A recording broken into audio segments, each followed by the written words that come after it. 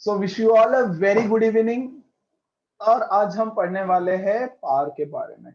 Last session हमने work के बारे में सब कुछ कंप्लीट किया। Today session is on power. तो पावर के बारे में पढ़ेंगे, शायद एनर्जी के बारे में भी थोड़ा पढ़ेंगे और फिर न्यूमेरिकल्स करने की कोशिश करेंगे। As someone just define power before some time, yes Usmit ने डेफिनेशन बोला था, it is the rate of doing work, rate of doing work. बहुत बढ़िया। रेट मतलब क्या, कितने टाइम में। तो बेसिकली पावर का डेफिनेशन अगर हम देखें तो इसको जस्ट बोलेंगे how fast is work being done, है ना। यस मतलब ऐसा कि काम तो सबको करना है यार, पढ़ाई तो सबको करनी है। कौन फटाफट खत्म कर रहा है, कौन आराम आराम से खत्म कर रहा है। जो फटाफट खत्म करेगा उसका पावर ज्यादा है, ग्रास्पिंग पावर ज्यादा, पढ़ाई करने का पावर ज्यादा, जो भी बोलो। जो फास्ट करेगा उसका पावर ज्यादा, जो स्लो करेगा उसका पावर कम। यस। तो what is power? Power is nothing but rate of doing work, मतलब work divided by time, work upon time, that is the definition of power. अच्छा, वर्क का यूनिट क्या होता है? जूल। टाइम का यूनिट क्या होता है? सेकेंड्स। यस। तो फिर पावर का यूनिट क्या हो गया? Joule per second. लेकिन जूल पर सेकेंड कौन इतना बड़ा बोलेगा? तो इसको हम बोल देंगे वॉट्स, है ना, expressed as capital W. That is the unit of power. अच्छा, इसको थोड़ा सा एक्सप्लेन कर देता हूं, एकदम सिंपल। वर्क पावर क्या होता है? ओके, पहला देखो, ये ऑब्जेक्ट यहां पर है, यस, ए, ये बॉल है। ये बॉल में देखो यहां से उठा के धीरे धीरे प्यार से यहां पे रखता हूं। डिस्प्लेसमेंट हो गया कितना? मान लो 2 मीटर। इसको उठाने के लिए फोर्स लगता है, मान लो कितना? 10 न्यूटन। Very good. तो वर्क डन कितना हो गया भैया? वर्क डन हो गया फोर्स इंटू डिस्प्लेसमेंट। ठीक है, force into displacement, that is nothing but force कितना है? 10, डिस्प्लेसमेंट है 2, तो 20। वही केस यहां पर, ये बॉल है, इसको उठा के मैं खटाक से यहां पे रखता हूं, ऐसे, है ना। ये पेन है, इसको उठा के धीरे धीरे, है ना, टाइम पास करते करते करते करते मैंने यहाँ पे रखा। ओके। दूसरा केस, ये पेन है, इसको मैंने उठा के खटाक से यहाँ पे रखा।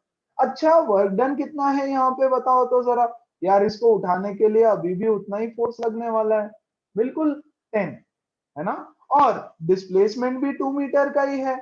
ओके, सो ये हो गया 10 इंटू 2, दैट इज 20 जूल्स। बहुत बढ़िया। तो वर्क डन इधर भी सेम इधर भी सेम, है ना। मान लो एक बच्चा ऐसे काम कर रहा है, दूसरा बच्चा ऐसे काम कर रहा है, ये भी बोलेगा मैंने भी काम खत्म किया, ये भी बोलेगा मैंने भी काम खत्म किया। यार कुछ तो दोनों में डिफरेंस होना चाहिए कि नहीं? यस, वो डिफरेंस हम बताएंगे पावर से। अब इसने धीरे धीरे किया, तो मान लो इसको लग गया 10 सेकेंड्स, और इसने फटाफट किया तो मान लो इसको लग गया 2 सेकेंड्स। ओके, आ जाओ यहाँ पे। Power is equal to work upon time. Work कितना था? 20, टाइम कितना था? 10, तो पावर इसका हो गया 2 watts, right. Power is equal to work कितना था? 20, टाइम कितना था? 2 सेकेंड, दैट इज 10 वाट्स। तो जिसको टाइम कम लगा उसका पावर ज्यादा, provided the work is same. दोनों का वर्क सेम है ना, तो फिर टाइम बताएगा कि किसका पावर ज्यादा है, किसका पावर कम है। Yes, that is nothing but power. क्या सबको समझ में आ गया? What is power? पावर बताएगा कौन ज्यादा फास्ट है काम करने में। क्योंकि दो लोगों को कंपेयर, ये भी पूरी पढ़ाई कर रहा है, ये भी पूरी पढ़ाई कर रहा है ना, तो दोनों लोग सेम तो नहीं हो सकते, दोनों को कंपेयर करना पड़ेगा। अच्छा, क्यों यूज करना है? लोगों को छोड़ दो। मान लो एक मशीन है, कोई भी एक मशीन, यस, ओके, ये मशीन भी काम करती है। जैसे बाइक ले लो, बाइक, यस, ये बाइक भी काम करती है क्या? किसी को यहां से बैठा करके यहां पे ले जाने का, यस। और ये बाइक भी काम करती है यहां से यहां ले जाने का। कार तो कार है, बाइक तो बाइक है, अपना काम तो करेगी। लेकिन हमारे लिए क्या मैटर कर लेता है, हमारे लिए मैटर करता है कितना फास्ट काम करेगी। यस, कोई गाड़ी रहेगी जिसको काम खत्म करने को टाइम लगेगा, कोई किसी का स्पीड पिकअप फास्ट रहेगा, या कोई भी machine for that matter. Mechanical engineering में जनरली पावर का यूज हुआ करता है। जैसे मशीन का पावर, दो मशीनें अलग अलग, दोनों सेम काम कर रही है, एक मशीन फटाफट फटाफट फटाफट काम करती है, दूसरी मशीन धीरे धीरे धीरे धीरे काम करती है, राइट। सो पावर यूज करेंगे हम लोग दो चीजों को कंपेयर करने के लिए। अच्छा, तो पावर का यूनिट क्या है भैया? पावर का पहला unit, the first unit of power is joule second, sorry joule per second, I am so sorry, please ध्यान देना। पावर का पहला यूनिट जूल पर सेकेंड, इसी को हमने नाम दे दिया वॉट्स, है ना। जूल पर सेकेंड का मतलब ही वॉट्स होता है ना, तो joule per second is same as watts, छोटा नाम दे दिया। फिर एक यूनिट होता है किलोवाट्स। किलोवाट्स मतलब क्या? 1000 वाट्स, 1000 वाट्स। अगर 10,000 वाट्स, कौन बोलेगा इतना लंबा? हम बोलेंगे भाई 10 किलोवाट। यस, 1,00,000 वाट्स, इतना कौन बोलेगा? तो हम बोलेंगे 100 kilowatt. So 1 kilowatt is nothing but 1000 watts. ये क्या है? उसका थोड़ा सा बड़ा यूनिट है। फिर एक और यूनिट होता है horse power. Yes, horse power, 1 horse power, HP। Yes, 1 horse power ऐसे लिखा करते हैं उसको, 1 HP is 746 watts. Yes, 1 HP, horse power, horse power. This unit is generally used for machines, for comparing the power of machines, engines, है ना। ये सारे machines की, इंजिन्स की पावर कंपेयर जब भी हम करते हैं या इनके पावर की बात करते हैं, तो हम लोग हॉर्स पावर ये यूनिट यूज करते हैं। 1 horse power is equal to 746 watts. फिर मेगावाट्स, किलोवाट्स, मिलीवाट्स, ये सब गीगावाट्स वगैरह वो यूनिट्स होते हैं। बट ये तीन मेन यूनिट्स आपको देखने मिलेंगे फॉर पावर। ये हो गए इनके एसआई यूनिट्स, राइट। और यही एसआई यूनिट्स को, अगर वॉट्स है तो वॉट्स को मैं और कोई यूनिट में कन्वर्ट कर सकता हूँ क्या? सीजीएस यूनिट क्या रहेगा भाई इसका? क्या मैं 1 वॉट को अर्ग्स में कन्वर्ट कर सकता हूँ? बिल्कुल, देखो यहाँ पे 1 watt is nothing but 1 joule per second. 1 joule per second, that is nothing but 1 joule is equal to how many ergs? Come on, tell me. 1 joule is how many ergs? 10 to the power of 7. 10 raised to power 7 10 raised to 7 erg. 10 raised to 7 erg per second, है ना। तो ये हो गया उसका CGS unit, अर्ग per second. अर्ग per second is the CGS unit. अच्छा, मैं इसको ऐसे भी लिख सकता हूँ, पर मतलब ऐसा, ऐसा, राइट। दिस इज अर्ग सेकेंड रेज टू -1, मतलब अर्ग पर सेकेंड। तो उसका सीजीएस यूनिट है अर्ग पर सेकेंड और एसआई यूनिट है joule per second. This is the SI unit. So ये हो गए units of power, all the required units of power. Yes, अब आपको एक डेफिनेशन आ जाता है। Define 1 watt। Define 1 watt. 1 watt. What is 1 watt? When 1 joule of work is done, 1 joule of work is done in 1 second, then the power produced is 1 watt. When 1 joule of work is done in 1 second, the power produced is 1 watt. ये हो गई power की कहानी। Power का concept यहाँ पे होता है एब्सोल्युटली खत्म। नॉट जस्ट दैट, हम लोग थोड़ा सा एनर्जी का भी पढ़ाई कर लेंगे। ओके, आ जाओ यहाँ पे। What is energy? एनर्जी तो एनर्जी है भाई, चैप्टर का नाम ही है ना, work power energy. So this is the last part of it, energy मतलब conceptually. Okay, what do you mean by energy? यार एनर्जी का कोई डेफिनेशन नहीं है। Yes, Excuse me. there is no technical definition of energy. If there is no technical definition of energy, तो energy होता क्या है? एनर्जी को डिफाइन कैसे करेंगे? It is nothing but the capacity, it is nothing but the capacity to do work, to do work. हम बोलेंगे energy को डिफाइन करो, राइट? अगर आप जस्ट यू जस्ट से कि एनर्जी को डिफाइन करो, यार कोई डेफिनेशन ही नहीं है। Yes, just open your dictionary, आपका डिक्शनरी ओपन करो और चेक करना कभी कि इसका यूनिट क्या है, इसका डेफिनेशन क्या है। अगर आप देखोगे इसका definition is nothing but the capacity to do work.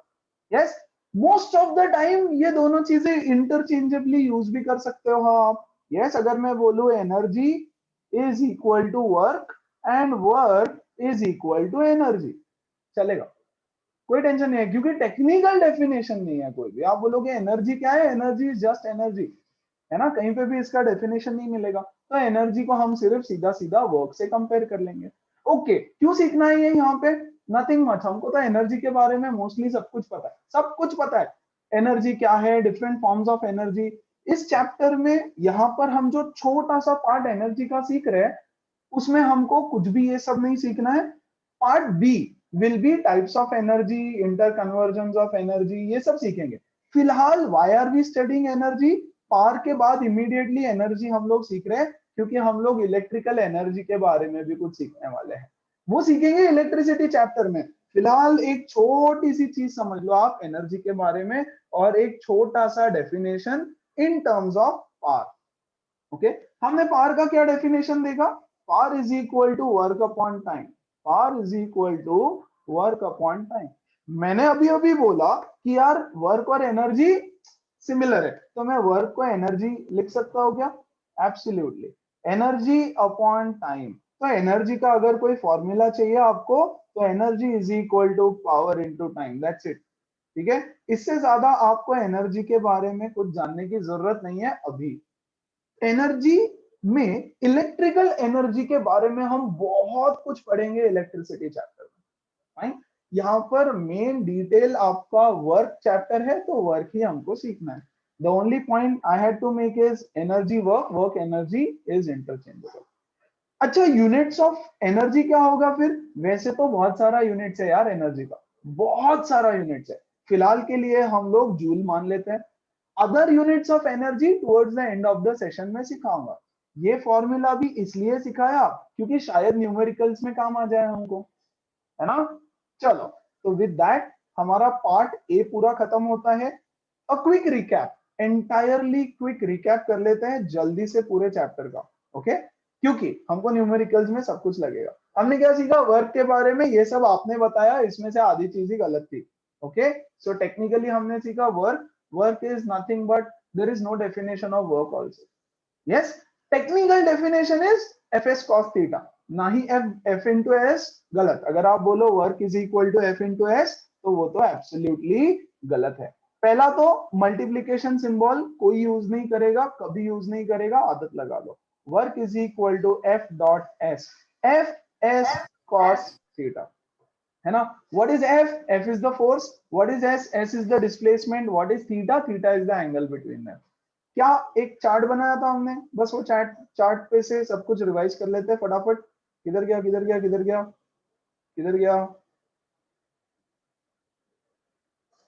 1 second guys. Okay, that's it. Okay, work is equal to F S cos theta. Work can be of 3 types. Work positive भी हो सकता है, वर्क नेगेटिव भी हो सकता है, work zero भी हो सकता है। अगर आपका न्यूमेरिकल्स में वर्क का वैल्यू नेगेटिव आता है, तो आपको बोलेंगे why is the work negative, explain, right. तो आपको जस्ट लिखना पड़ेगा the direction of force and displacement are opposite. So work done positive कब होगा? जब फोर्स और डिस्प्लेसमेंट सेम डायरेक्शन में है। यस, एग्जांपल्स हमने बहुत सारे इसके देखे, and theta is equal to 0। Work done negative कब होगा? जब फोर्स ऊपर, डिस्प्लेसमेंट नीचे। जैसे work done by gravity is negative जब ऑब्जेक्ट ऊपर जा रहा होगा। Very good, so theta is equal to 180 हो जाएगा। अच्छा, व्हाट इज cos ऑफ 180 बच्चों? cos of 180 is -1। What is cos of 0?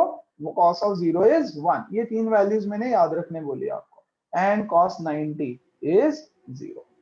अगर आपको थीटा 90 मिल जाए तो मान लेना कि वर्क 0 है। Example circular motion, circular motion एक ही एग्जाम्पल लिखना पड़ेगा सही से। यस, सैटेलाइट रिवॉल्विंग अराउंड अर्थ, अर्थ रिवॉल्विंग अराउंड सन, इन सारे प्रोसेस में वर्क डन आपका 0 रहता है। चलो आ जाओ, दैट्स इट। ये सारे केसेस हमने डिस्कस किए, कब क्या रहेगा, work done, positive, negative, zero. Coolie वाले क्वेश्चंस गिव रीजंस के लिए आएंगे। Let's straight away jump to the numericals. आ जाओ जरा। ओके, सॉरी, सिंपल कुछ न्यूमेरिकल्स मैं सिखा रहा हूं शुरू शुरू में, इजी वाले भी, डिफिकल्ट वाले भी, फिर आप लोग करके दिखाओगे कुछ न्यूमेरिकल्स अभी। Okay, a crane pulls up a car of mass 500 kg to a vertical height of 4 metre. यार ये कोई क्रेन है आपका, ओके, उसका काम क्या होता है, ऑब्जेक्ट्स को लिफ्ट करना। ठीक है, यहाँ पे एक कार है छोटा सा, उसको पकड़ रहा है ग्राउंड पे और इसको ऊपर की तरफ उठा रहा है by a height of 4 metre. तो बच्चों डिस्प्लेसमेंट कितना हो गया everyone? 4 meter. Displacement is 4 metre. और उसको उठाने के लिए कुछ तो फोर्स अप्लाई करेगा यार, ऊपर उठाना है तो फोर्स भी ऊपर की तरफ लगेगा।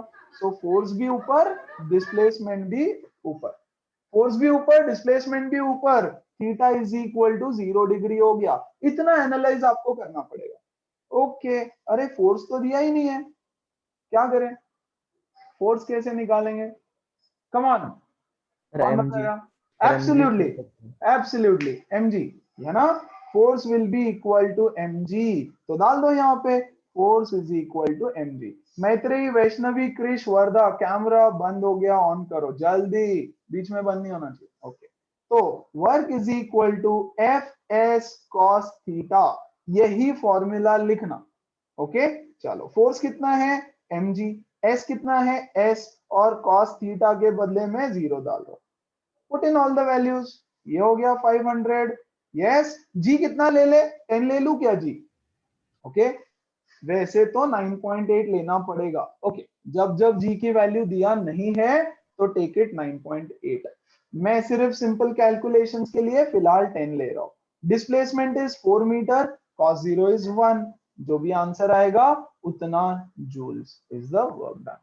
चलो क्लियर है सबको, कोई डाउट? का आगे बढ़ू, चलो अगला सवाल देखो तो जरा।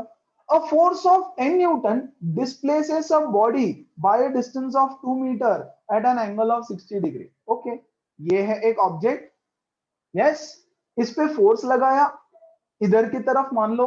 अच्छा ये नहीं करेंगे हम लोग, यहां फोर्स नहीं लगाएंगे हम लोग, प्रैक्टिकल एग्जांपल ले लेते हैं। ट्रॉली वाला, यस, ये है हमारा ट्रॉली, ट्रॉली बैग को पुल करते हो ना आप लोग, यस। चलो तो आप फोर्स किधर लगाते हो, एक्चुअल फोर्स अप्लाइड यहाँ पे होता है, और वो मूव करता है इधर की तरफ, so the displacement is in this direction, और इनके बीच का एंगल आपको बोल रखा है 60 डिग्री। ओके, यहां से मान लो आप उसको यहाँ पे लेके आते हो, ट्रॉली बैग यहां तक आ गया है ऐसे आप। Okay, the displacement is 2 metre. Find the work done, so the work done is equal to F S cos theta, है ना? Straightforward direct formula substitution, कुछ भी नहीं करना है। ओके, फोर्स कितना है दे दिया 10 newton, displacement is 2 metre, cos 60, कौन बताएगा कॉस 60 का value? Come on, cos 60 is, अरे अरे अरे अरे अरे सब भूल गया, 9th स्टैंडर्ड में पढ़ा है, 1/2 standard 1/2, absolutely, half half half, very good, है ना? ठीक है, 10th में फिर से रिवाइज करेंगे हम लोग, है ना? बट भूलना नहीं भाई, ट्रिग्नोमेट्री टेबल नहीं भूलना, रिवाइज करके रखो सब लोग। चलो कितना बचा, 10 joule, that's it. Yes, unit नहीं भूलना, यूनिट भूल के आधा मार्क कट कट जाएगा। आगे बढ़े, अगला सवाल एकदम सिंपल। अच्छा ये सारे एग्जांपल्स ऐसे हैं जो मैंने सिखाते वक्त ही सब कुछ सिखा दिया, राइट? तो विजुअलाइजेशन थोड़ा इजी हो जाएगा। Important question, important question for your school exams, पक्का आएगा, या तो यूनिट टेस्ट में आ जाएगा, या तो मिड टर्म में आ जाएगा, या तो फाइनल में आ जाएगा, बट पक्का क्वेश्चन, ठीक है? Very important. A boy of mass 40 kg climbs up a flight of 30 steps, each 20 centimeter high, in 2 minutes. Okay, क्या है सीन? सीन ऐसा है कि यहाँ पे कुछ स्टेप्स है, ओके, फटाफट बता रहा हूं। डायग्राम क्यों बना रहा हूं, सिर्फ समझे इसलिए, ओके? अच्छा क्या बोल रहा है देखो, फ्लाइट ऑफ 30 स्टेप्स, तो टोटल मेरे पास है 30 steps, okay, and each step is 20 centimetre high, मतलब इसका हाइट है बच्चों 0.2 मीटर, इसका हाइट है बच्चों 0.2 मीटर, इसका हाइट है 0.2 metre and so on so forth. ठीक है, तो टेल मी वन थिंग, एकदम सिंपल सवाल कि ये टोटल 30 स्टेप्स यहां से यहां तक टोटल हाइट कितना होगा? 30 into 0.2. एब्सोल्युटली 30 into 0.2, तो height is equal to 30 into 0.2, 3 to 6 metre 6 is the meters. Height. 6 metre is the height. यार अब ये बच्चा है ना, यहाँ से चलना चालू करेगा, ऐसे जाएगा इधर, एब्सोल्युटली यहाँ पे। ओके, हमको मतलब है डिस्प्लेसमेंट से, मुझे कोई फर्क नहीं पड़ता कि वो यहां से जाएगा ऐसे, है ना, या ऐसे यहां से आके इधर ऐसे घूम फिर के जाएगा कहीं पे, कोई फर्क नहीं पड़ता। फर्क पड़ता है इनिशियल पोजीशन और final position, that is displacement, है ना। तो displacement is nothing but 6 metre. Displacement is nothing but 6 meter. And a girl of mass 30 kg does the same in 1.5 minutes. तो दो लोगों की कहानी दे रखी है, एक बॉय है एक गर्ल है।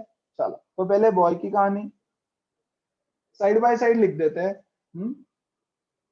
बॉय की कहानी, गर्ल की कहानी।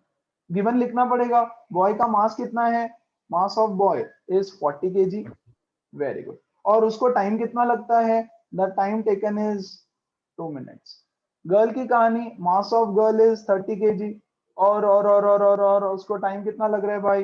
1.5 minutes।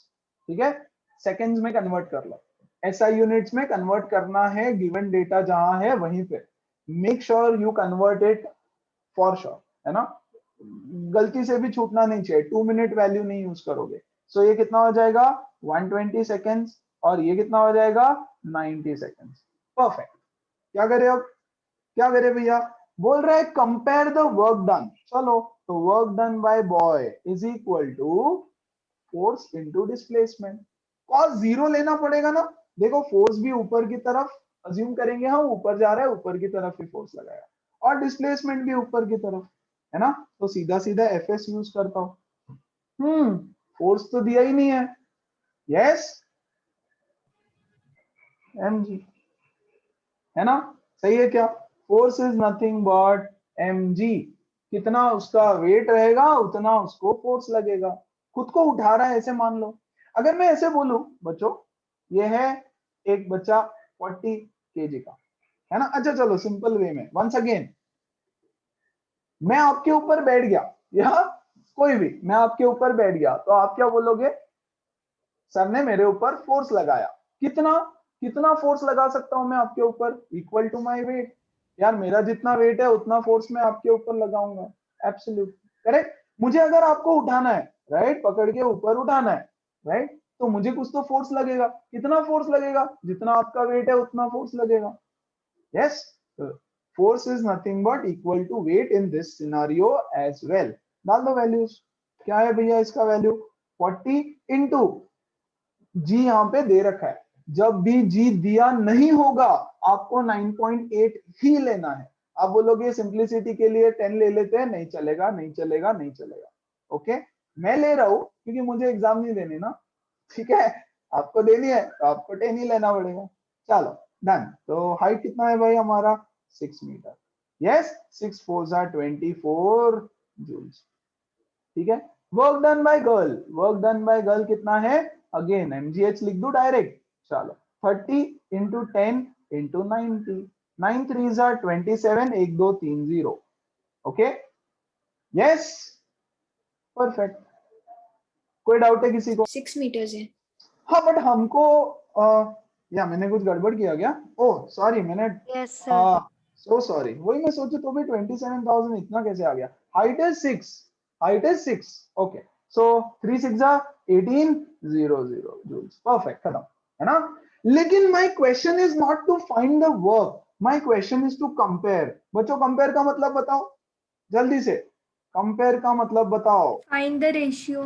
Absolutely, you have to find the ratio. भैया रेशो प्रोपोर्शन का पूरा चैप्टर पढ़ लिया हो आप, correct. So work done by किसका हो जाए? Compare their work done. So work done by boy upon work done by girl is nothing but 2400 upon 1800। चलो 6 4 and 6 3 4:3 is the work done. तो आपका फाइनल आंसर लिखना पड़ेगा work done by boy upon work done by girl is 4:3. ठीक है. फिर बोल रहे हैं the power develop by them. तो पावर निकाल लो, पावर डेवलप बाय देम. चलो, power of boy is equal to work done by boy upon time taken by boy, and power of girl is work done by girl upon time taken by the girl. खत्म. इसका work done था 2400 और भैया इसका time था 120. इसका work done था 1800 और इसका टाइम था 90. करेक्ट. एब्सोल्युटली. Yes sir. है ना. तो 20 वॉट्स इसका पावर, और अगेन ये कितना आ गया 20 वॉट्स इसका भी पावर. आपको बोला है कंपेयर, तो कंपेयर मतलब power of boy upon power of girl is 20/20, that is 1:1. है ना. आप बोलोगे सर टाइम तो दोनों का अलग अलग है. आपने तो सिखाया टाइम अलग है तो वर्क डन अलग, पावर अलग हो जाता है. मैंने बोला था when the work remains constant. दोनों का आ जाओ एग्जांपल में देखो. जो एग्जांपल हमने पावर का सीखा, यहाँ पे भी सेम वर्क डन था, यहाँ पे भी सेम वर्क डन था, इसलिए टाइम पे डिपेंड किया. यस. अरे यहाँ पे वर्क डन ही अलग है, वर्क डन अलग, टाइम अलग, तो फिर पावर आपको कंपेयर अलग से करनी पड़ेगी. तो हमेशा ऐसे ही सॉल्व करना रेशो लेकर के. तो आपको बोला कंपेयर द पावर, हमने कंपेयर किया पावर. क्या सबको समझ में आया? एवरीबडी, एवरीबडी, सबका आवाज आना चाहिए. Yes sir. Yes sir. Perfect. चलो एक बार रिव्यू कर लो इसको. Take 10-15 seconds, go through it quickly. कोई डाउट है तो पूछ लो. Just review it quickly. अच्छा, एग्जाम में ये सब बकवास डायग्राम वायग्राम नहीं निकालना है. ओके. एग्जाम में क्या करना है आपको? एग्जाम में ये कैलकुलेशन करना है और ये लिखना है प्रॉपरली, बॉय गर्ल और ऐसा गिवन डेटा, है ना. ऑफ कोर्स नीडलेस टू से ये सब लिखना पड़ेगा, गिवन लिखना पड़ता है. Sir, बोलो sir. sir, 1.5 minute can also be 1 minute and 50 seconds. 50 seconds कैसे होता है भाई? अच्छा मुझे बता, 50 सेकेंड्स कैसे होगा? 1 point. अगला सवाल आपके स्क्रीन पर ये रहा. बहुत डेंजरस सवाल, super important. Okay. You need to understand the concept. Okay. Conceptual question है. अच्छा आ जाओ. A force of 15 Newton is required to pull a body of mass 2 kg through a distance of 5 meter along an inclined plane, making an angle 30 degree with the horizontal, as shown in figure. Exam में नहीं आएगा. Okay. ठीक. Once again, a force of 15 Newton is required to pull up a body of mass 2 kg through a distance of 5 meter along the inclined plane, making angle 30 degree with the horizontal. Okay. तो diagram देखो ऐसा बनेगा. This is an inclined surface. Yes. Figure दे भी सकते हैं exam में यार, वो डिपेंड करेगा, है ना, टीचर के मूड पे. उसको देना है तो देंगे, नहीं देना नहीं देंगे. ओके. चलो, तो ये है आपका एक इंक्लाइन सरफेस. ओके. ये है आपका ग्राउंड. ठीक है. इसके बीच का एंगल है बच्चों 30 डिग्री. Very good. यहां पर है एक बॉडी, इसको हमने लगाया फोर्स इधर की तरफ. कितना? Pulled up. पुल्ड अप, है ना. पुल्ड अप मतलब ऊपर की तरफ फोर्स लगा दिया. कितना भैया? 15 न्यूटन. और ये मूव करते करते यहाँ पे आ गया. कितना डिस्टेंस? 5 मीटर. तो बच्चा ये डिस्टेंस इसने ट्रेवल किया 5 मीटर का. इसका वेट है 2 kg. चलो, क्वेश्चन समझ में आ गया सबको? हॉरिजॉन्टल के साथ 30 डिग्री एंगल बन रहा है. Everybody clear? Very good. आ जाओ, अभी उसके ना 4 सवाल पूछ रखे हैं, तो चारों सवाल का 1 by 1 जवाब निकालते हैं हम लोग. First, find the work done by the force in pulling the body. Laddu. Yes, laddu. Fs cos 0, that is force कितना लगेगा? mg. mg mg mg mg. Yes. यम कितना? अच्छा चलो थोड़ा इधर लिखते हैं. यम इज यम. अरे फोर्स दे दिया है ना डायरेक्ट 15 न्यूटन का, क्या टेंशन है? Yes, force is 15 into displacement कितना है भैया? 5. That is 75 joules. 75 जूल का वर्क डन हमको करना पड़ता है। बहुत बढ़िया। क्वेश्चन नंबर 2 आ जाओ। Force due to gravity on the body, gravity उस बॉडी पे कितना फोर्स लगा रही है, that is the question. Force of gravity बताओ, तो फोर्स ऑफ ग्रेविटी तो mg होता है। Force of gravity is nothing but mg। Gravity उसको कितने फोर्स से नीचे खींचेगी, है ना, mg से नीचे खींचेगी। m कितना है भैया, 2, m इज 2, और g बोला है टेक 9.8, तो 9.8 लेके ही इस क्वेश्चन को हम सॉल्व करेंगे। यस, ये हो जाएगा 19.6 न्यूटन। इतना फोर्स ऑफ ग्रेविटी से ग्रेविटी उसको नीचे पुल करेगा। वेरी सिंपल, ये भी खत्म। The work done against the force of gravity, gravity के फोर्स के अगेंस्ट कितना वर्क डन हमको करना पड़ेगा। Okay, very good. बच्चों देखो, ये जो वर्क डन है ना, ये वाला जो वर्क डन है, ये तो हम उसको इंक्लाइंड सरफेस से खींचते खींचते घसीटते घसीटते ऊपर लेके गए, ये उसका वर्क डन है। The work done against gravity, work done against gravity कितना होगा, इसका जवाब मुझे किसी से चाहिए। क्या करूं, क्या लिखूं यहां पे। Work done against gravity is always always always mgh, right, mgh। m कितना है, m मैं सब समझाता हूं, डोंट वरी। m है 2 kg, ये है 9.8, एंड h, अरे यार h की वैल्यू बता दो मुझे कोई। How much is the height, height कितना है। क्या करे क्या करे क्या करे, ये है बच्चों height. This is the 5 into 30। Height. Very good. देखो यहाँ पे ट्रायंगल ABC, ट्रायंगल ABC में यस मैं लगाऊंगा sine theta. What is sine theta, sine theta is equal to opposite upon hypotenuse, sine theta is equal to opposite upon hypotenuse. Very good, तो यहाँ पे आ जाएगा sine 30 is equal to height upon 5। Sine 30 कितना होता है, anybody, come on. Sign 30 is 1/2, very good। 1/2 is equal to h by 5, h is equal to 2.5। तो बच्चा लोग ये h होता है 2.5, तो यहां मैं डाल दूंगा 2.5। 2 into 2.5 is 5, this is 5 into 9.8। yes, 9 5 45, 49 आएगा, ये चेक कर लेना एक बार आप लोग, है ना। 45 joules, 49 joules, 49 joules is the work done against gravity। अब ध्यान से समझो क्या मीनिंग है इसका। देखो यहाँ पे एक ऑब्जेक्ट है बच्चों, है ना, इसको मुझे उठा करके यहां पे रखना है, इसको मुझे उठा करके यहां रखना है। इसका वेट है 2 kg। इसको अगर मैं ऐसे सीधा सीधा उठा के ऊपर रख दूं, सीधा सीधा उठा करके ऊपर रख दूं, तो मुझे 49 जूल का वर्क डन करना पड़ेगा। My work done is 49 joules. लेकिन मेरे अंदर ना इतनी ताकत नहीं है। मुझे कितना फोर्स लगेगा इसको उठा के रखने में बच्चों, इतना फोर्स लगेगा, इतना फोर्स लगेगा, है ना। मेरे अंदर ना शायद उतनी ताकत नहीं है, तो मैं क्या करूंगा, मैं यहां पर एक स्लाइड लगा दूंगा। स्लाइड, स्लाइड होता है ना, बाइक है, मान लो एक बड़ी बाइक है। यस, ये बाइक को उठा करके ऐसे ट्रक के अंदर रखना है। चलो अच्छा वाला एग्जांपल देता हूं, ये क्वेश्चन भी आपको आने वाला है आगे चल के, ओके, तो उसको आपको सॉल्व करना रहेगा। ये है ट्रक, ओके, ये ट्रक के अंदर आपको बाइक रखना है। ये है बाइक यहाँ पे, यस, मस्त वाली जो भी है, ठीक है। ये बाइक को आपको ट्रक के अंदर उठा के रखना है।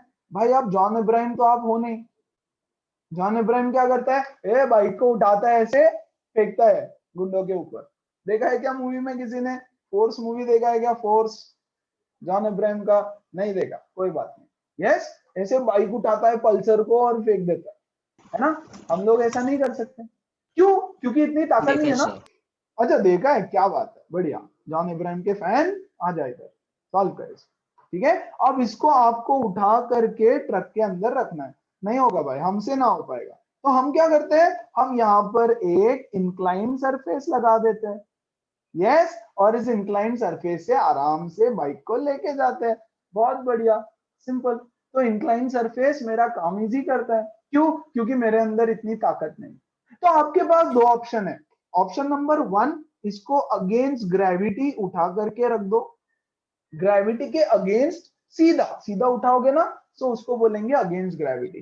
तो बच्चा यहाँ पे मुझे वर्क डन करना पड़ता है सिर्फ 49 जूल्स इन दिस क्वेश्चन, ये वाले क्वेश्चन में।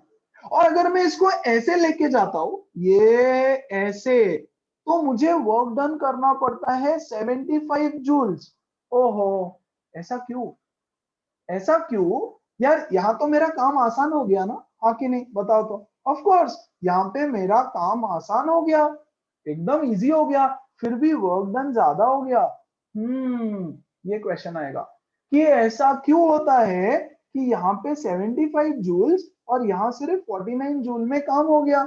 देखो आपका account for the difference in answers of part 1 and 3। Yes, this is the answer in part 1, this is the answer in part 3। account for the difference कि ये difference क्यों आया।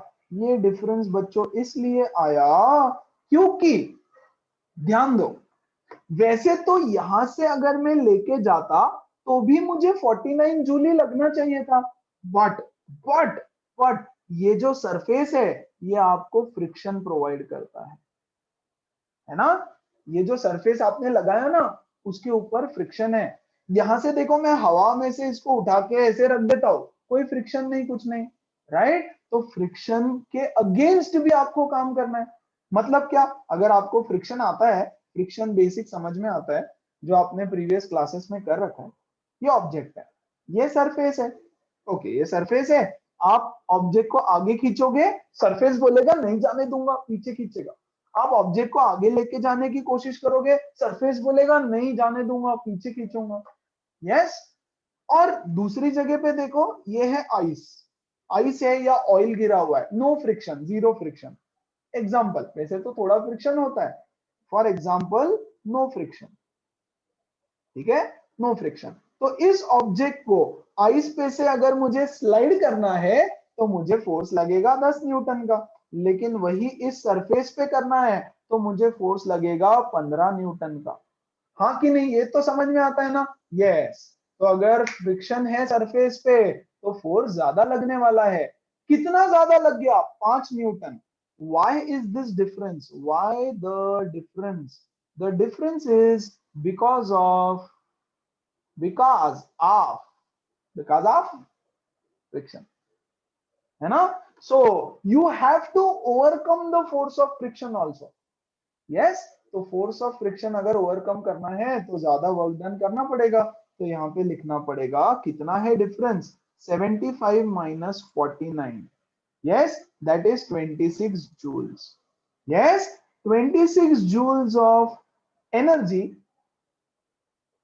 is spent to overcome friction offered by the inclined surface। बोलो, बात समझ में आई सबको? एवरीबॉडी? Yes, sir. का okay, Yes, sir. That is the concept. Let's move ahead then. चलो अगला सवाल आपके स्क्रीन पे ये रहा। क्या बोल रहा है देखो तो जरा।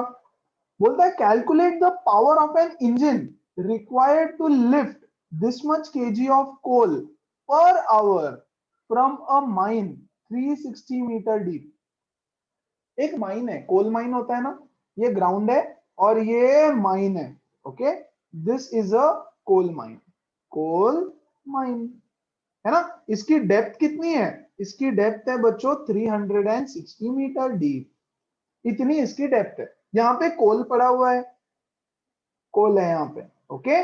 आपको एक मशीन से, यहाँ पर है आपकी मशीन, ठीक है, इस मशीन से इस कोल को ऊपर उठाना है, ऐसा। तो कोल मशीन ऊपर की तरफ फोर्स लगाएगी, वेरी गुड, और डिस्प्लेसमेंट भी ऊपर की तरफ होने वाला है, वेरी गुड। आपको निकालना है power, power is equal to work upon time, but what is work equal to, work is equal to force into displacement upon time, very good. Force कितना लगेगा मशीन को, mg, यार जितना कोल उठाना है वो कोल का जितना वेट है उतना फोर्स लगेगा, into displacement is nothing but the height, very good, and divided by the time, बहुत सिंपल, वेरी गुड। तो m डाल दो 10⁵ kg, इंटू ग्रेविटी की वैल्यू उन्होंने 10 ले लो बोला है, very good, into 360 metre deep, height कितना है 360, और टाइम कितना है भैया 1 hour, 1 hour which is 3600 seconds, है ना। 1 आवर को मैंने सेकेंड्स में कन्वर्ट कर दिया, फाइन, क्योंकि ऐसा यूनिट है, 0 से 0 कटा, 0 से 0 कटा, वेरी गुड, 36 से 36 कट गया, बहुत बढ़िया, 10⁵ वॉट्स, है ना। कितना पावर है 10⁵ वॉट्स पावर लगेगा, सिंपल, आगे बढ़े, पक्का, yes, Yes, sir. Very good, बहुत सिंपल न्यूमेरिकल से बच्चों, सिर्फ यहाँ पे थोड़ा सा ध्यान रखना है आपको, थोड़ा सा कॉन्सेप्ट का, ओके। चलो आ जाओ, अगला सवाल, an electric motor of power 100 watts, ठीक है, इसका पावर है 100 watts, is used to drive the stirrer in the water bath, okay, सब समझाऊंगा।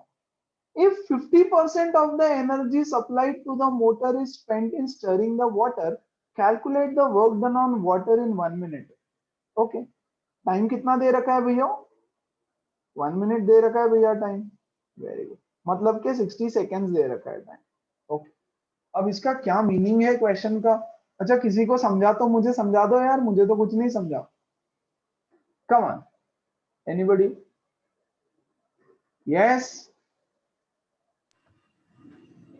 एनीबॉडी, नोबॉडी, चल डायग्राम से समझाता हूं मैं एज यूजुअल, मुझे डायग्राम अच्छा लगता है, निकालेंगे, क्या हुआ, पहले वर्क निकालेंगे और फिर 50% शायद, पहले वर्क निकालेंगे फिर 50% है, वो अच्छा लेकिन क्वेश्चन क्या है ये समझाओ, न्यूमेरिकल वैल्यूज छोड़ दो, क्वेश्चन में समझाओ मुझे, न्यूमेरिकल वैल्यूज तो हम कर लेंगे, फॉर्मूला डाल के कुछ, तो हो क्या रहा है, electric motor is use to drive the stirrer in water bath, मतलब क्या चल रहा है, और ये 50% of energy supplied by the motor is used in stirring, तो 50% कहां चला गया भाई, बाकी का 50% एनर्जी, है ना।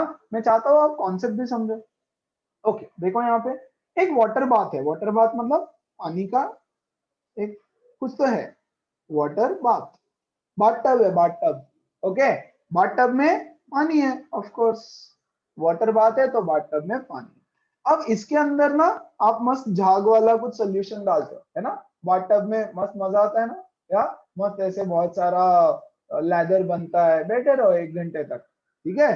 तो मान लो आपने इसमें कुछ तो शैम्पू वैम्पू डाल दिया, ओके, अब उसको स्टर करना पड़ेगा अच्छे से, बहुत बड़ा रहता है वाटर बाथ, बाथटब तो मैं ऐसे ही एग्जांपल दे रहा हूँ, okay.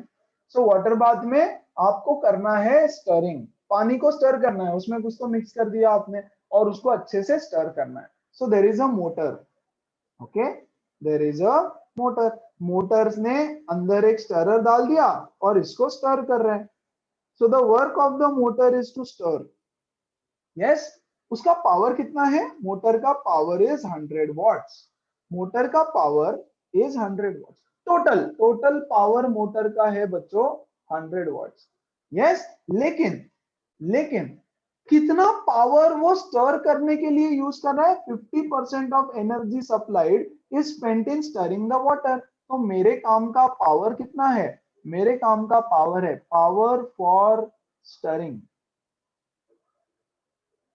yes, power for stirring is equal to 50% of 100, है ना, which is nothing but 50 watts, तो बाकी का 50 watts कहां चला गया, बाकी का 50 watts लॉस हो गया, कैसे लॉस हो गया, it gets converted into some other form of energy बच्चों, देखो जब ये स्टर करेगा इसको, है ना, तो पानी थोड़ा गर्म भी होगा, थोड़ा हॉट हो जाएगा वाटर, थोड़ा आवाज करेगी मशीन गर्र, है ना, तो साउंड एनर्जी में 50% लॉस हो जाएगा, हीट एनर्जी में 50% लॉस हो जाएगा।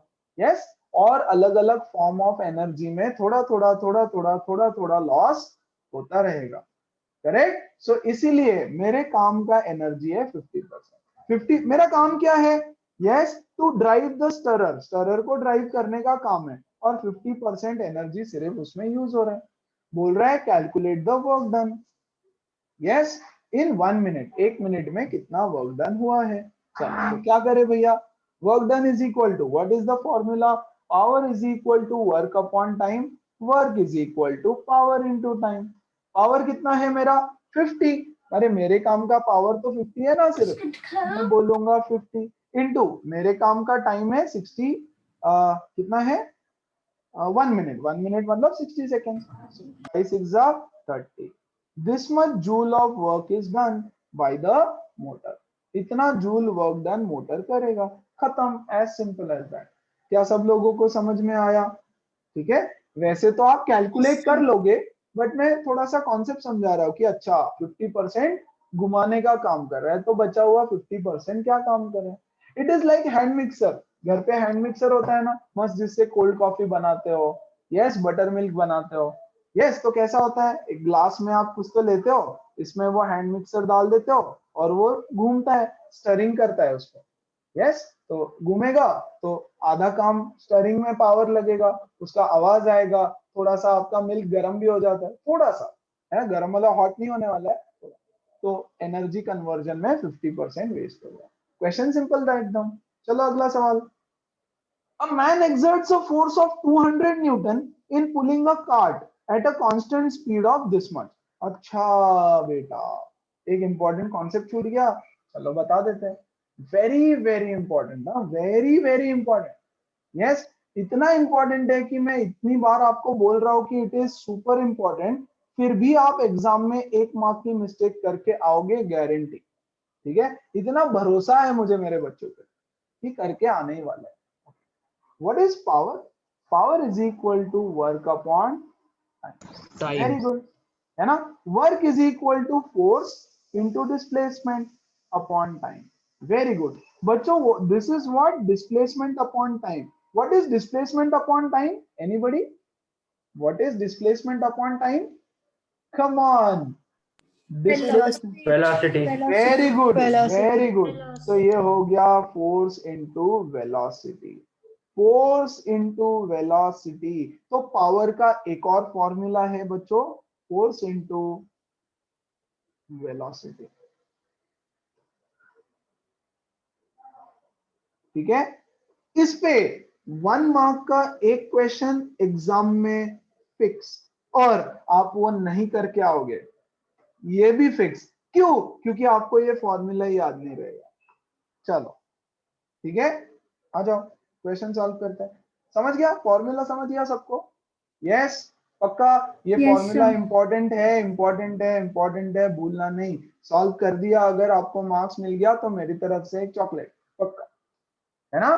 चलो, बट मुझे पता है नहीं करना। A man exerts a force of 200 newton, तो फोर्स कितना है भैया 200 newton, in pulling a cart at a constant speed, तो वेलोसिटी दे दिया 16 metres per second. Calculate the power, power is equal to force into velocity.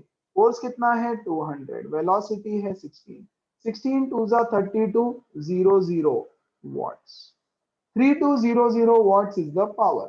1 mark question exam में, किसी ना किसी एग्जाम में फिक्स आएगा ही आएगा। ठीक है, आगे बढ़े, पक्का? यस। Yes, sir. Yes. अगला सवाल। The work done by a heart is 1 joule per beat. ध्यान दो अच्छे से, क्वेश्चन को समझो। Work done by heart is 1 joule per beat. 1 joule work done करता है हार्ट। ओके, ठीक है। Calculate the power of the heart if it beats 72 times in 1 minute.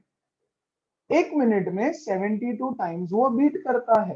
Heart beat होता है ना, टक टक टक टक, लब डब लब डब, whatever, है ना। तो एक बीट में 1 जूल का वर्क डन करता है, राइट। तो 72 बीट्स में कितना वर्क डन करेगा, पहले वर्क डन तो निकालो। 1 beat 72 joules, sorry 1 beat 1 joule, yes 1 joule per beat. तो 72 बीट्स में सी इट बीट 72 टाइम्स, तो 72 टाइम्स जब बीट करेगा तो कितना वर्क डन करेगा, cross multiplication, x is equal to 72 joules. बोलो क्या सबको समझ में आया, एवरीबडी? Yes, sir. पक्का 100%? Very good. अब क्या बोल रहा है, ये क्या आ गया, ये आ गया वर्क डन in 1 minute.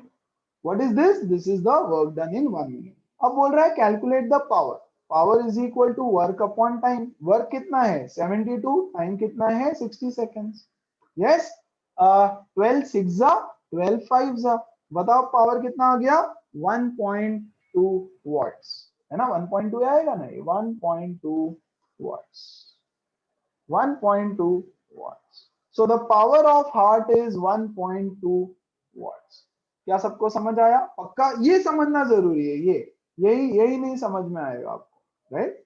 सो क्या बोल रहा है, एक बीट में 1 जूल काम करता है, तो मैं बोल रहा हूँ 72 बीट्स में कितना काम करेगा, क्योंकि 72 बीट्स आ रहे हैं। So work done is equal to this much work is done in 1 minute, power is equal to work upon time, that's it, खत्म।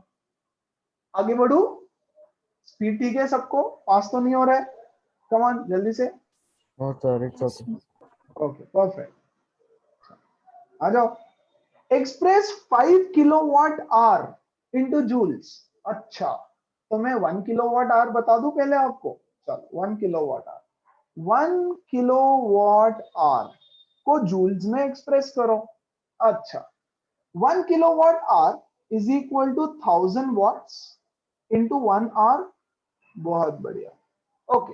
सो 1000 वॉट्स का क्या मतलब है, 1000 वॉट्स को मैं 1000 रहने देता हूं, और 1 आवर को मैं लिखता हूं बच्चों, 1 सेकेंड, 1 आवर को मैं लिखता हूं 3600 सेकेंड्स, चलेगा, एब्सोल्युटली। तो ये कितना हो गया देखो, 360000 what seconds, very good, which is 360000 joule. हमने क्या बोला, वॉट सेकेंड्स को ही तो जूल बोलते हैं, वॉट सेकेंड्स और जूल सेम है, तो मैंने वॉट सेकेंड के बदले जूल लिख दिया। तो मुझे क्या मिला, 1 kilowatt hour is equal to 3.6 into 10⁻⁶ joules. देखो कुछ नहीं, पॉइंट यहां शिफ्ट किया, 6 points, right. So 3.6 into 10⁻⁶ joules. ये इतना इंपॉर्टेंट है कि मैं क्या बताऊं कितना important. 1 kilowatt hour is 3.6 into 10⁻⁶ joules. You have to remember this. Okay, 5 kilowatt hour कितना joules होगा, तो भैया 1 kilowatt hour is 3.6 into 10⁻⁶ joules. So 5 kilowatt hour will be 3.6 into 10⁻⁶ into 5 joules, खत्म। यस, 5 6 जा 30, 0 3, 5 3 जा 15 प्लस ये हो गया 18, है ना, into 10⁻⁶ joules, that is 18 into 10⁻⁶ joules, and that's your answer. You have to remember this value, और इसका डेरिवेशन भी दे दिया मैंने, सो डेरिवेशन भी बताया और आपको मतलब याद भी रखना है, simple. I guess last question, absolutely last question. हाँ, अभी इसका भी डेरिवेशन बताना पड़ेगा। The energy of an electron is 4। Yes, चलो अब इससे पहले मैं आपको एनर्जी के सारे यूनिट्स बता देता हूँ। आ जाओ यहाँ पे, energy, different units of energy. एक यूनिट हमने देखा जूल होता है, यस, उसका मतलब ही होता है जूल, और सीजीएस यूनिट उसका हो गया अर्ग, है ना।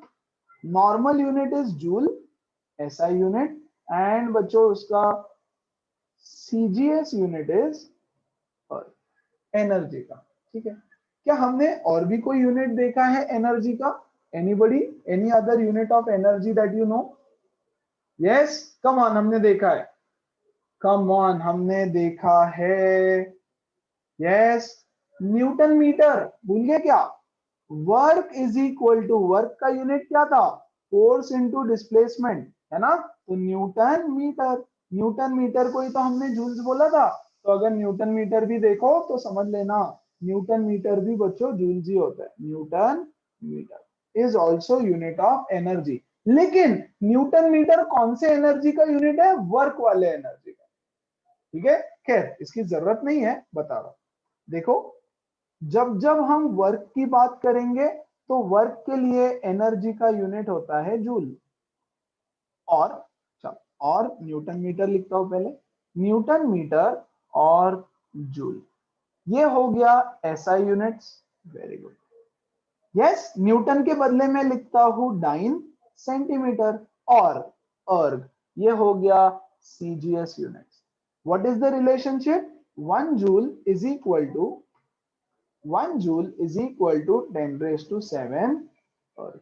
जब जब हम वर्क की बात करेंगे, वर्क मतलब एनर्जी, एनर्जी मतलब work, work done is energy, energy is work, दोनों एक ही है ना? तो उस केस में मैं एनर्जी का ये वाला यूनिट यूज करूंगा।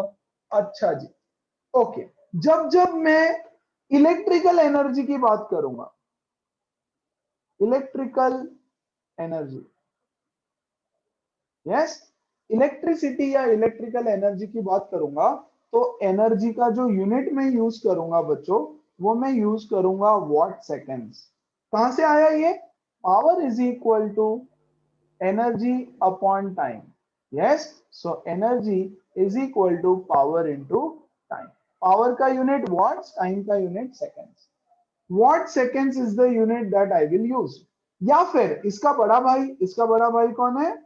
इसका बड़ा भाई कौन है? Kilowatt hour. वॉट का बड़ा भाई किलोवाट, सेकेंड्स का बड़ा भाई hour. What is the relationship? 1 kilowatt hour is equal to 1000 watt hour, है ना? या फिर इसको क्या मैं जूल में भी कन्वर्ट कर सकता हूं? यस, अभी अभी मैंने डेरिवेशन दिया, 3.6 इंटू 10⁶ जूल्स। मेन यूनिट क्या है एनर्जी का? जूल। लेकिन जब मैं इलेक्ट्रिकल एनर्जी की बात करूंगा तो मैं किलोवाट आवर ये वाला यूनिट यूज करूंगा हमेशा। यस, अलग अलग फॉर्म होते हैं ना एनर्जी के, तो अलग अलग फॉर्म में अलग अलग यूनिट्स हम लोग यूज करते हैं। नेक्स्ट, अगर हीट एनर्जी, अगर मैं बात करूं बच्चों हीट एनर्जी की, heat is also a form of energy. Very good. Joule तो मैं यूज कर ही सकता हूं, 5 जूल, 10 जूल, लेकिन जब भी हम हीट एनर्जी की बात करते हैं तो the unit that we use is calorie, है ना? And it is denoted by CAL, calorie पूरा नाम, और CAL is what we will write, है ना? चलो, क्या कैलोरी को भी मैं जूल में कन्वर्ट कर सकता हूं? Yes, 1 calorie is equal to 4.2 joules, ऐसा रिलेशनशिप होता है। 1 कैलोरी इज 4.2 जूल्स, या अगर आप आपके बुक्स में देखो तो 4.18 मिलेगा या 4.2 मिलेगा, वो देख लेना आप। 4.18 जूल्स अप्रोक्सीमेटली इसको लिखा जाता है 4.2 जूल्स। आपको एग्जाम में क्वेश्चन आया तो यही लिखना पड़ेगा, लेकिन न्यूमेरिकल्स में आप ये वैल्यू दी रहती है, अगर दी है तो ये यूज करो, नहीं दिया है तो ये यूज करो। Exam fill in the blank question आता है, या ये सारे क्वेश्चंस आएंगे, हीट का एनर्जी, एनर्जी का हीट वाला यूनिट बताओ तो calorie. 1 calorie is equal to how much, है ना? कन्वर्ट कैलोरी इनटू जूल्स, तो 1 calorie is equal to 4.18 joules. Very very important. तो हीट की जब हम बात करते हैं तो हम कैलोरी ये वाला यूनिट यूज करते हैं। क्या सबको समझ में आया? एवरीबॉडी, है ना? Yes, और Yes, sir. इसी का उल्टा भी 1 joule is equal to 1 joule is equal to 0.24 calorie. 1 joule is equal to 0.24 calorie. अब कैलोरी क्या है? कैलोरी क्या है ये मैं, कैलोरीमेट्री चैप्टर है हमको एक बहुत बड़ा, तब वहां पे सिखाऊंगा व्हाट इज कैलोरी, है ना? तो अभी के लिए कैलोरी है यूनिट ऑफ हीट। चलो, डेफिनेशन भी लिख देता हूं, शायद जरूरत ना पड़े, अगर आपकी बुक में है तो पढ़ना पड़ेगा। It is the amount of heat. अच्छा, what is 1 calorie? 1 calorie is the amount of heat required to raise the temperature of unit mass of water by 1 degree Celsius. That is from 13.5 degree Celsius to 14.5 degree Celsius. आप थोड़ा सा पानी ले लो किसी भी container के अंदर, है ना, और थोड़ा सा यूनिट मास मतलब मान लो 1 ग्राम, फॉर एग्जांपल किधर गया यूनिट मास मतलब 1 ग्राम ऑफ वाटर ले लो थोड़ा सा, है ना, उसका टेम्परेचर 13.5 डिग्री सेल्सियस से इंक्रीज करके 14.5 डिग्री सेल्सियस तक लेके जाने के लिए आपको नीचे से हीट करना पड़ेगा, कुछ तो एनर्जी सप्लाई करना पड़ेगा, है ना। तो उसका टेम्परेचर यहां से यहां इंक्रीज होने के लिए आपको जितना एनर्जी देना पड़ेगा that is called as 1 calorie. आप बोलोगे सर ये 13.5 14.5 किधर से आया भाई? क्या मैं 20 से 21 डिग्री सेल्सियस ले सकता हूँ? क्या मैं 45 से 46 डिग्री सेल्सियस ले सकता हूँ? ये सारी चीजें मैं कैलोरीमेट्री चैप्टर में सिखाऊंगा, है ना। फिलहाल स्टैंडर्ड होता है 13.5 to 14.5 degree Celsius, that is called as 1 calorie, and 1 calorie is nothing but इतना जूल। Simple, correct. मतलब क्या, वापस बता देता हूं। एक कंटेनर लिया, इसमें बच्चों मैंने 1 ग्राम वाटर लिया, 1 ग्राम वाटर, इसमें मैंने एक थर्मोमीटर डाल दिया, वेरी गुड, थर्मोमीटर। इसमें टेम्परेचर में वाटर का है मान लो 13.5 डिग्री सेल्सियस। अब मैं यहां से नीचे से एनर्जी सप्लाई करूंगा, है ना, और इसका टेम्परेचर बढ़ेगा 14.5 हो जाएगा। जैसे ही 14.5 होगा आई विल स्टॉप और मैं चेक करूंगा कितना एनर्जी मैंने सप्लाई किया, है ना। यहां से how much energy is supplied, yes, यहाँ पे रहेगा ना एनर्जी का मीटर रहेगा। आपका गैस का मीटर कैसे होता है, वैसे एनर्जी कितना सप्लाई किया, so that much energy is called as 1 calorie, which is nothing but 4.18 joules, 4.18 joules, ठीक है। एंड क्या क्या देख लिया हमने, कैलोरी हो गया, इलेक्ट्रिकल यूनिट हो गया, वर्क यूनिट हो गया, हीट एनर्जी का यूनिट हो गया, और अच्छा इलेक्ट्रॉन वोल्ट। तो एक और यूनिट बचता है हमारा यूनिट ऑफ एनर्जी। एक और यूनिट ऑफ एनर्जी होता है इलेक्ट्रॉन वोल्ट, इलेक्ट्रॉन वोल्ट। अब ये यूनिट कहां से आया, ये यूनिट क्यों यूज करे, कैसे यूज करे, all of those things, EV. Yes, this is a very very very small unit of energy, है ना। Yes, it is used to measure. It is used to measure the energy possessed by electrons, protons. Yes, or in short at micro level पे जो energy major करते हैं, बहुत छोटा energy, बहुत छोटा energy of protons, electron move हो रहा है वगैरह वगैरह, उन सब में जो एनर्जी है। यस, अच्छा क्यों ऐसा क्यों, अच्छा पहले मैं कन्वर्जन बता देता हूं आपको, जस्ट कन्वर्जन बता देता हूं, डेफिनेशन बताऊंगा सब कुछ। 1 इलेक्ट्रॉन वोल्ट को अगर मैं जूल में कन्वर्ट करना चाहूं, याद कर लेना, बहुत इंपॉर्टेंट है, 1.6 10⁻⁻19 जूल्स, इतना एनर्जी होता है ना। आप बोलोगे sir yes how much energy is there in electron for example, है ना। मैं बोलूंगा व्हाट इज दिस, इसका मतलब क्या है, 0.0000000000 इतना 16 ऐसे कुछ तो लिखूंगा, 1 2 0 और लगा दूंगा, राइट, डिपेंडिंग ऑन कितनी जरूरत है। अब ये बोलना कितना डिफिकल्ट है, हाउ डिफिकल्ट इज टू से दिस, ये नंबर, है ना। तो उसका इस वैल्यू के लिए मैं एक छोटा सा नंबर यूज करूंगा, एक छोटा सा यूनिट यूज करूंगा, 1 eV, 1 इलेक्ट्रॉन वोल्ट। तो बच्चों 1 इलेक्ट्रॉन वोल्ट होता है 1.6 into 10⁻⁻19 joules, that is 1 electron volt. अब 1 इलेक्ट्रॉन वोल्ट का डेफिनेशन 1 eV, मतलब ये कितना एनर्जी है भाई, 1 eV एनर्जी कितना है। So it is the energy, या आता है क्या एग्जाम में, यस आएगा, it is the energy gained by an electron, yes, which is accelerated through a potential difference of 1 volt। हे भगवान ये क्या है, ओह कैसे एक्सप्लेन करूं आपको, चलो मैं सिखाता हूं। ध्यान दो, क्यों सिखा रहा हूं, ताकि आपको डेफिनेशन याद रखने में आसानी हो जाए। यस ओके, यहां देखो, ये है positive terminal, yes positively charge plate है, पॉजिटिवली चार्ज प्लेट। ये है एक नेगेटिवली चार्ज प्लेट, इतना तो आई गेस आपको बेसिक पता होगा, है ना। एक है पॉजिटिव टर्मिनल, एक है नेगेटिव टर्मिनल, इनके बीच में मैंने एक पोटेंशियल डिफरेंस लगा दिया 1 वोल्ट का। लास्ट ईयर इलेक्ट्रिसिटी पढ़ा है ना आपने, यस इलेक्ट्रिसिटी पढ़ा है। सो 1 वोल्ट का पोटेंशियल डिफरेंस लगा दिया। ओके मतलब क्या, मतलब ये यहां से और ये यहां से, यहाँ पे एक सेल कनेक्ट कर दिया, सेल जिसका पोटेंशियल डिफरेंस है 1 वोल्ट।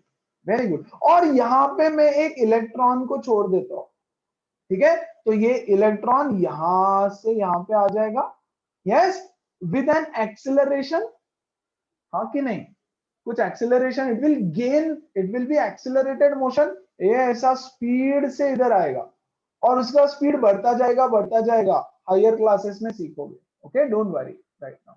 लेकिन ये इलेक्ट्रॉन यहां से भाग के पॉजिटिव के पास आएगा, हाँ कि नहीं, यस तो उसका गेन होगा स्पीड में। See the energy gained by an electron which is accelerated through a potential difference of 1 volt. 1 volt का पोटेंशियल डिफरेंस लगाया मैंने दो टर्मिनल के बीच में और इलेक्ट्रॉन को एक्सेलरेट करवाया, ठीक है।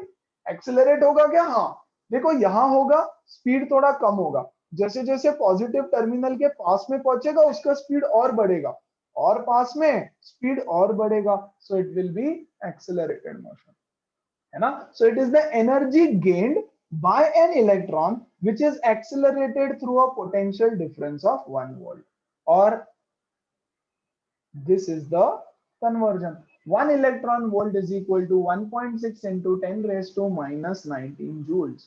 क्या सब लोगों को समझ में आया, यस अच्छा डेफिनेशन के हिसाब से अगर मैं बताऊं तो यहां देखो 1 electron volt is equal to 1 electron volt is nothing but 1 electron volt is charge on 1 electron, charge on 1 electron।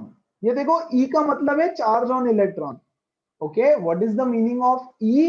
E is nothing but charge on 1 electron into 1 volt। देखो energy gained by an electron, yes through a potential difference of 1 volt, correct। what is the charge on 1 electron?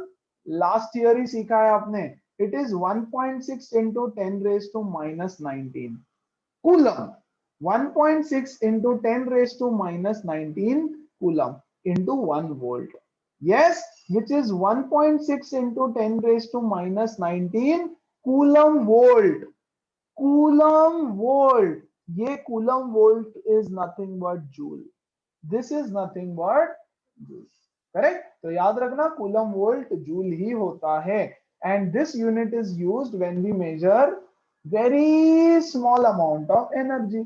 अच्छा इस पे एक numerical डाल दिया, find the energy, sorry energy of an electron is this much joule, express it in electron volt. तो भैया 1 electron volt is 1.6 into 10 raised to minus 19 joule, yes तो 4 into 10 raised to minus 19 joule is how much electron volt?